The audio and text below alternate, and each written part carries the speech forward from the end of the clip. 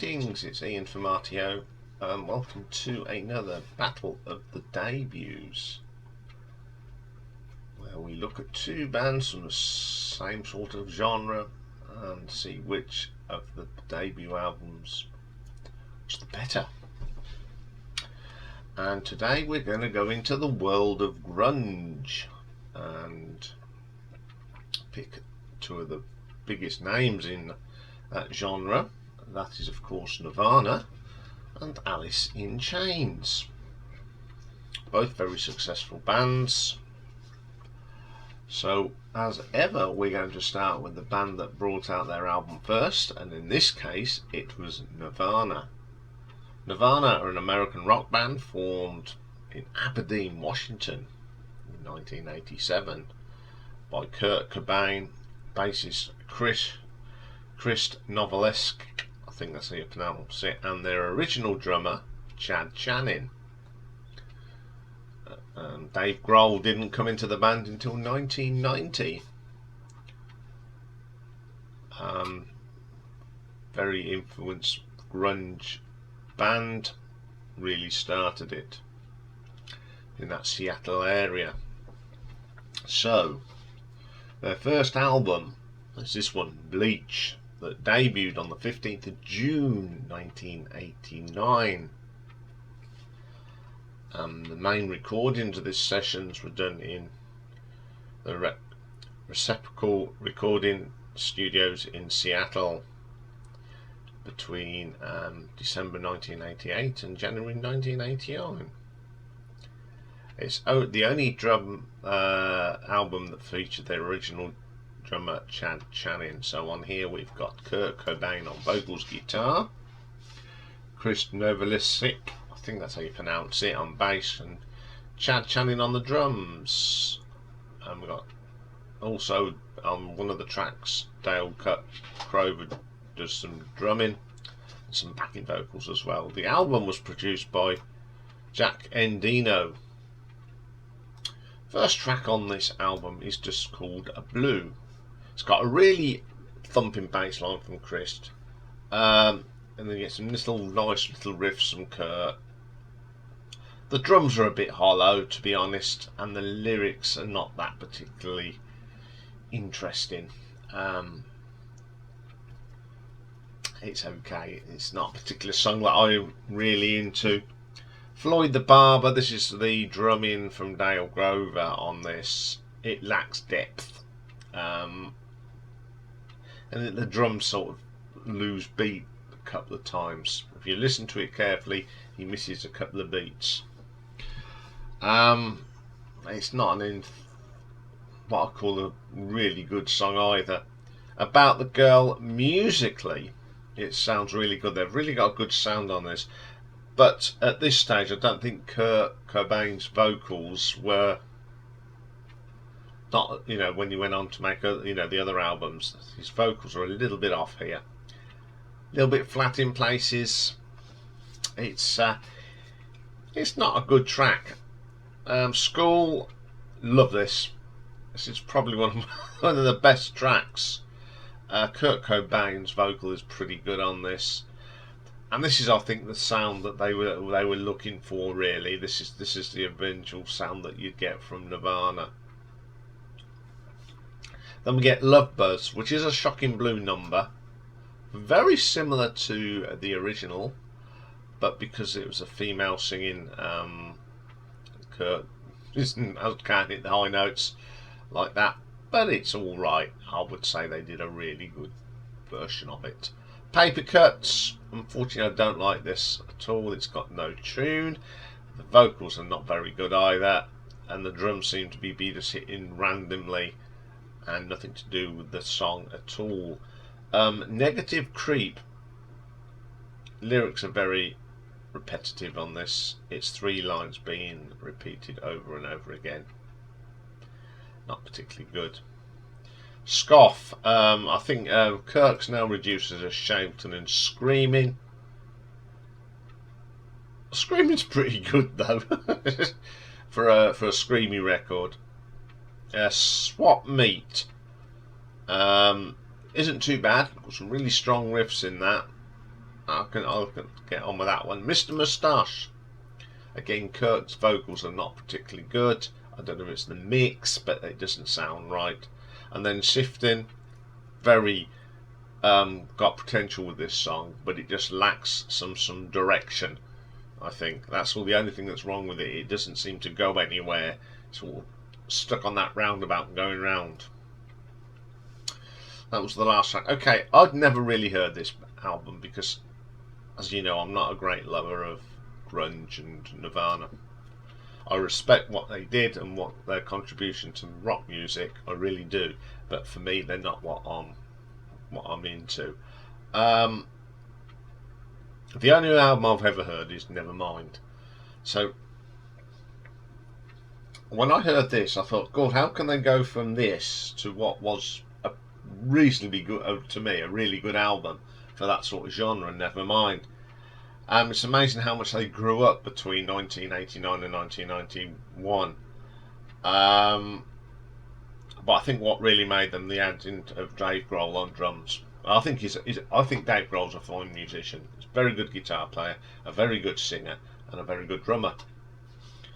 But this album, it's not very good. I don't like this. I know there's a lot of people that like this album, but I don't.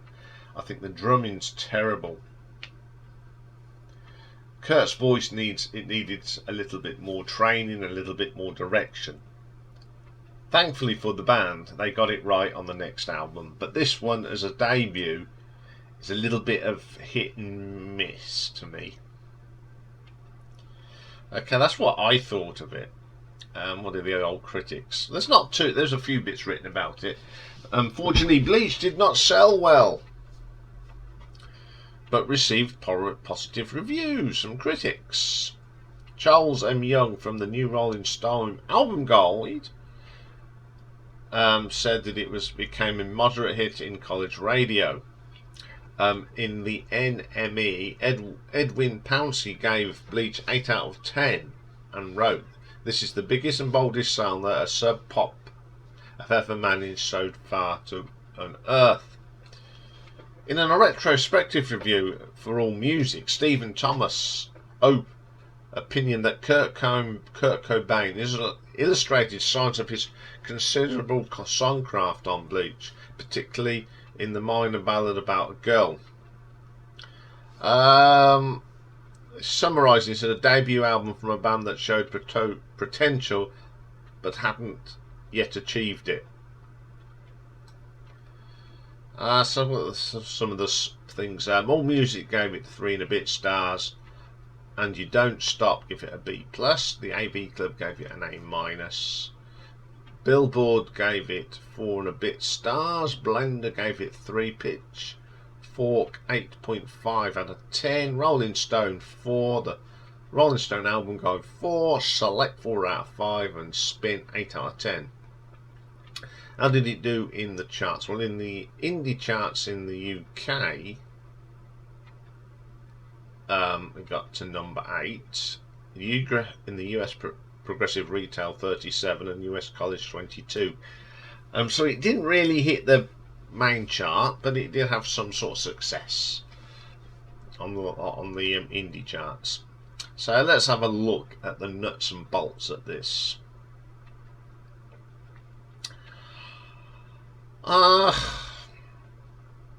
Song quality. There's potential there, and Kurt Cobain's potential was there, but this is in its infancy, and there are some good songs on here, and there are some pretty bad songs on here. So I'm going to give this song quality 3 out of 5.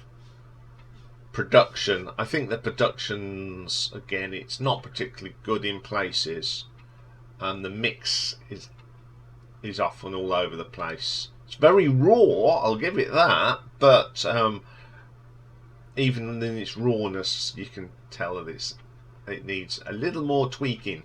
I think this one needs to be put back into the machine and got right. I know that Dave Grohl wasn't in the band at the time, but Mr. Grohl, go and sort it out for them. I think you may make it sound even better. So I'm going to give that a 3.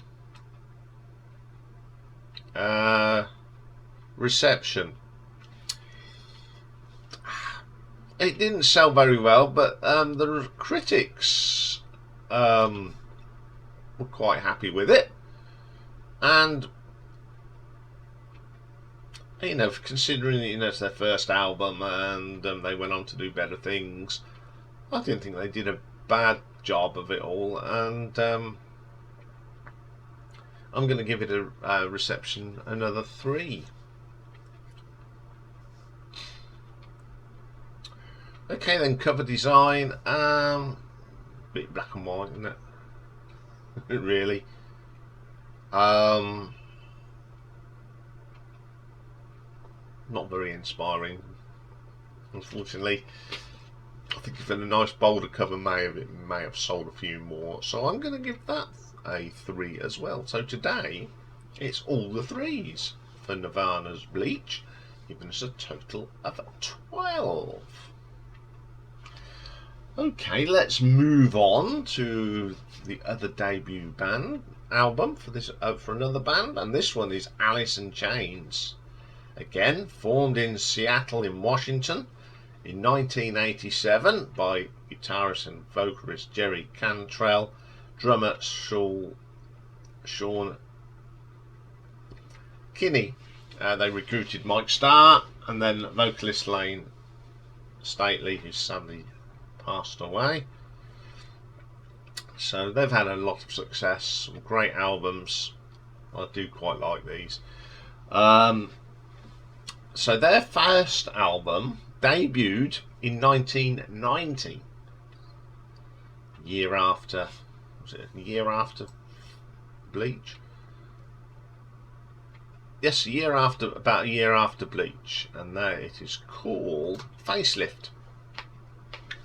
Released on Columbia Records on the 21st of August 1990.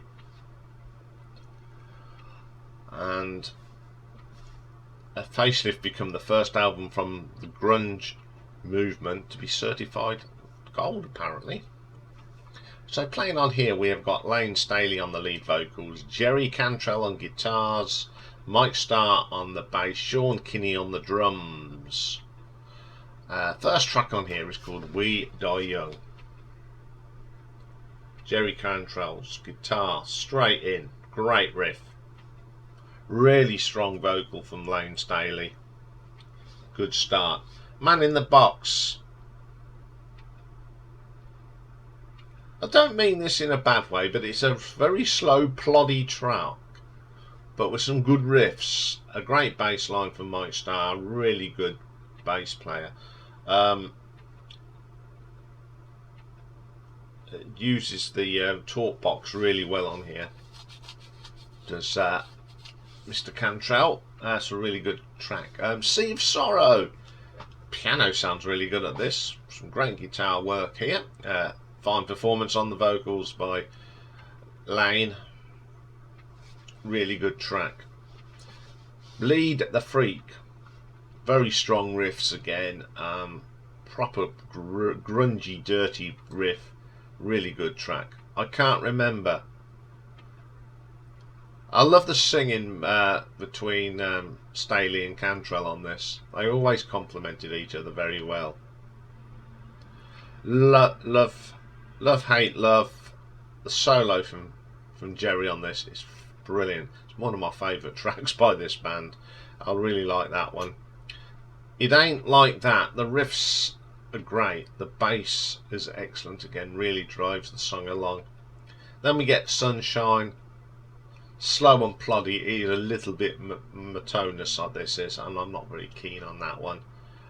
Put You Down. The drumming on this is a bit hollow, because the rest of the album the drumming's good, but I don't know what they did here.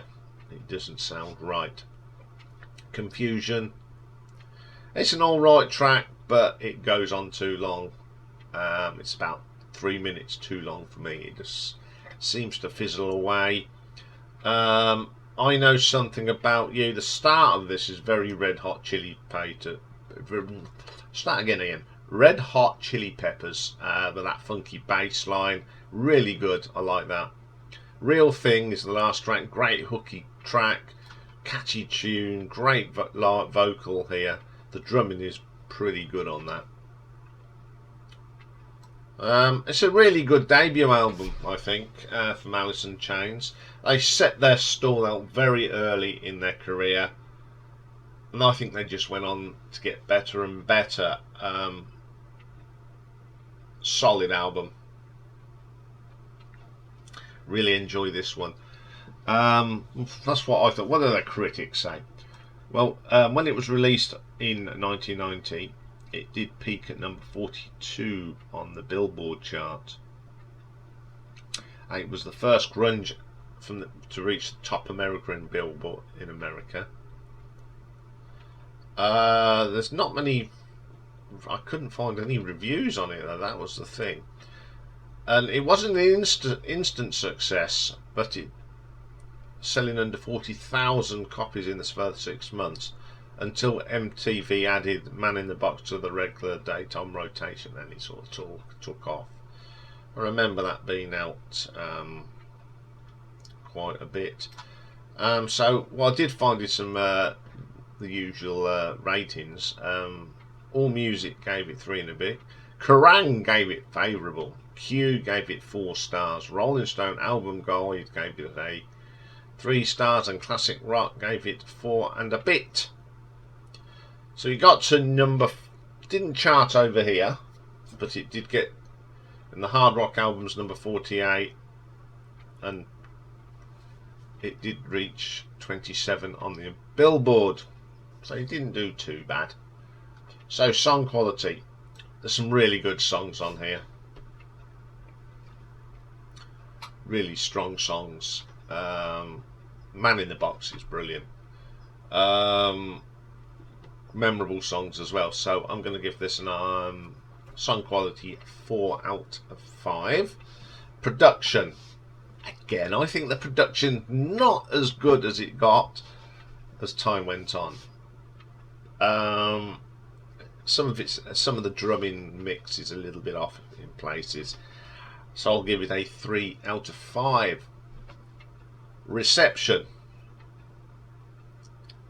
went down really well. It was the first album that got into the grunge album that got into the Billboard. Says it all, really. And I'm going to give that a 4 out of 5. Cover design, it's a bit you need to turn down the volume on the colour, really. It's a bit more colourful than the Nirvana one, but it's still not the best cover. So I'm going to give that a 3 out of 5. So a total for Facelift by Alice in Chains is 14 out of 20.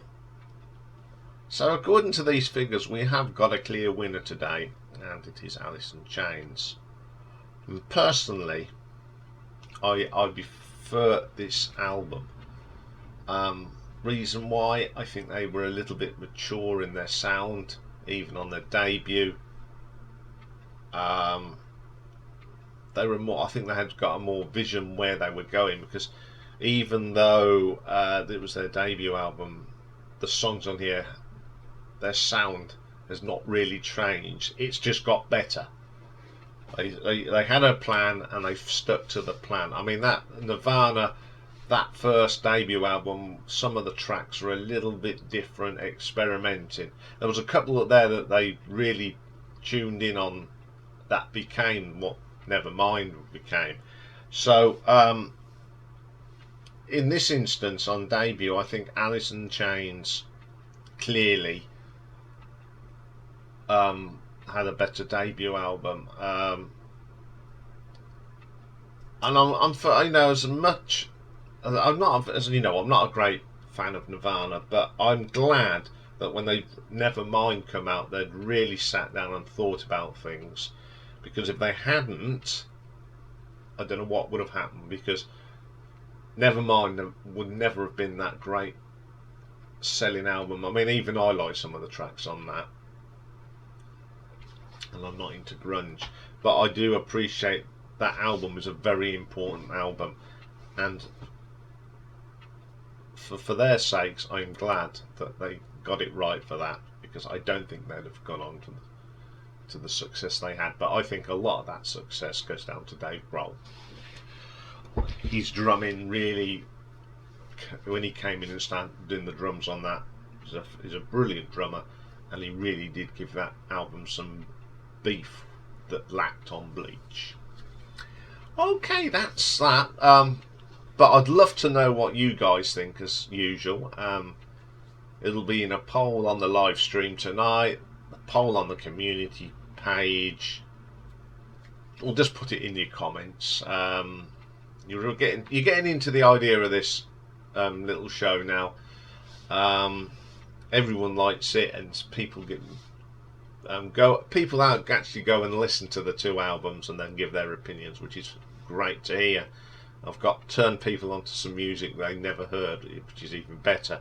So, as usual, put your comments down, and I will give the results out next week on the live stream.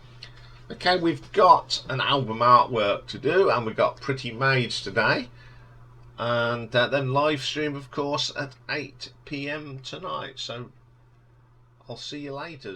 Bye for now.